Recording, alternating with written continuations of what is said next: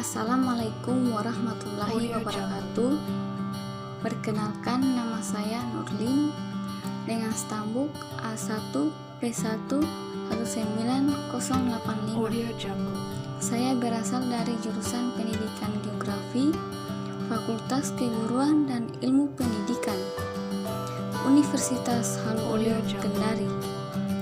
Baik, di video kali ini saya akan menjelaskan tentang tugas pokok profesi seorang guru.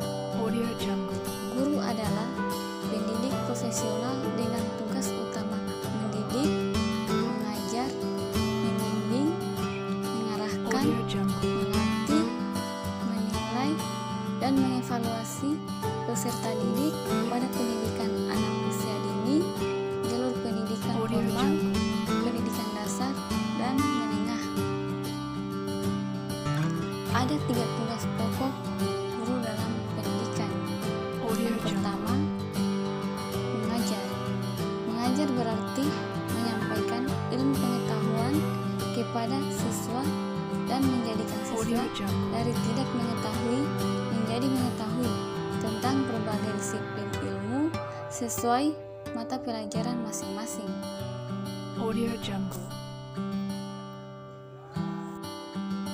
Yang kedua, mendidik. Tugas guru sebagai pendidik merupakan tugas yang boleh dikatakan agak rumit. Tugas mendidik berkaitan dengan sikap dan tingkah laku efektif yang akan dikembangkan pada siswa. Yang ketiga, melatih. Tugas guru melatih siswa untuk memiliki sejumlah keterampilan dan kecakapan sesuai mata pelajaran masing-masing. Pada sekolah umum, maka keterampilan dan kecakapan yang dimaksud di sini adalah keterampilan dan kecakapan dasar.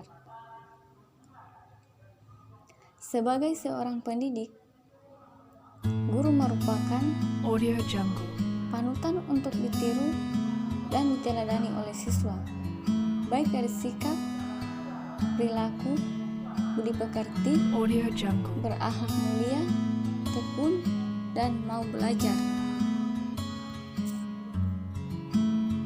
Adapun peran dan tugas guru sebagai berikut, yaitu yang pertama, guru sebagai pendidik. Sebagai seorang pendidik, guru memiliki tugas untuk mengembangkan kepribadian dan membina budi pekerti serta memberikan pengarahan kepada siswa agar menjadi seorang anak yang berbudi luhur. Yang kedua, guru sebagai pengajar. Pengajar yaitu memberikan ilmu pengetahuan kepada siswa, melatih keterampilan, memberikan pedoman, bimbingan, merancang pengajaran, melaksanakan pembelajaran, dan menilai aktivitas pembelajaran. Yang ketiga, guru sebagai fasilitator. Tugas utama guru sebagai fasilitator adalah memotivasi siswa, menyediakan bahan pembelajaran, mendorong siswa untuk mencari bahan ajar, membimbing siswa dalam proses pembelajaran, dan menggunakan ganjaran hukuman sebagai alat pendidikan. Yang keempat, guru sebagai pelayanan. Pelayanan di sini berarti memberikan suatu kenyamanan terhadap siswa dalam belajar.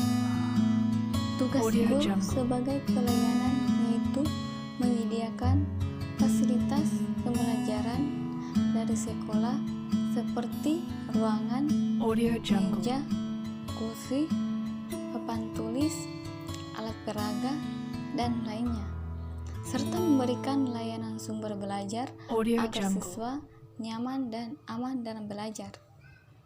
Yang kelima, guru sebagai perancang. Guru sebagai perancang bertugas untuk menyusun program pengajaran dan pembelajaran sesuai ajaran dalam kurikulum, menyusun rencana mengajar, menentukan strategi atau metode yang akan digunakan dalam proses belajar mengajar. Yang keenam, guru sebagai pengelola. Dalam peran sebagai pengelola, guru bertugas untuk melaksanakan administrasi kelas seperti mengisi buku presensi siswa, daftar nilai siswa, mengisi raport, dan sebagainya. Bahkan guru harus memiliki rencana mengajar, program semesteran, program tahunan, dan silabus, serta melaksanakan presensi kelas dan memilih strategi dan metode pembelajaran yang efektif. Yang ketujuh, guru sebagai penilai. Penilaian adalah suatu kegiatan yang dilakukan setelah proses belajar guna untuk memberikan hasil belajar siswa. Tugas guru sebagai penilai yaitu menyusun tes dan instrumen penilaian, melaksanakan penilaian terhadap siswa secara objektif, mengadakan pembelajaran remedial, dan mengadakan penghargaan dalam pembelajaran. Bagaimana cara menjadi guru yang baik dan efektif? Setelah kita mempelajari peran dan tugas guru, sekarang kita akan membahas tentang ciri-ciri guru yang baik dan efektif. Dikatakan, guru yang baik lebih bersifat sebagai kemampuan seorang guru dalam melaksanakan proses pembelajaran dan pengajaran. Sekarang ini, guru yang baik sudah jarang digunakan karena sekarang ini lebih dikenal dengan istilah guru yang efektif. Guru efektif lebih bersifat sebagai kemampuan profesional. Ciri-ciri guru yang baik. Yang pertama, memahami murid memiliki potensi bukan sebagai botol kosong. Yang kedua, menguasai bahan ajar yang akan diberikan. Yang ketiga, menggunakan berbagai jenis metode yang sesuai dengan materi yang akan disampaikan, bukan hanya menggunakan metode ceramah saja. Yang keempat, menyesuaikan bahan ajar dengan kemampuan siswa.